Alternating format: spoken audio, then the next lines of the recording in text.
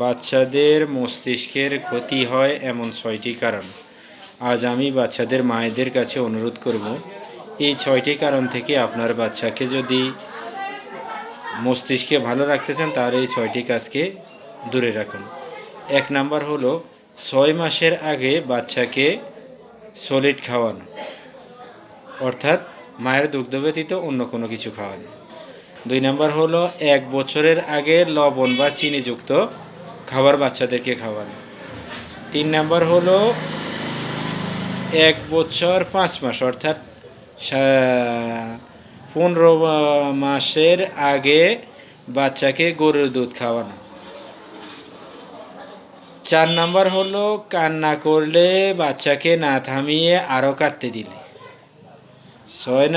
5 number হলো কোলে নিয়ে জোরে জোরে ঝাঁকালে বাচ্চাদের মেধাশক্তি কমবে। 7 নাম্বার হলো অতিরিক্ত ঝাঁকানো বা চিৎকার করা, বাচ্চাদের সামনে চিৎকার করলে বাচ্চার মস্তিষ্কের ক্ষতি হয়। তাই আসুন এই 6টি কারণকে আমরা বর্জন করি এবং বাচ্চার মস্তিষ্ককে সুন্দরভাবে সুরক্ষণ করি, কারণ আজকের শিশু আগামী দিনের ভবিষ্যৎ।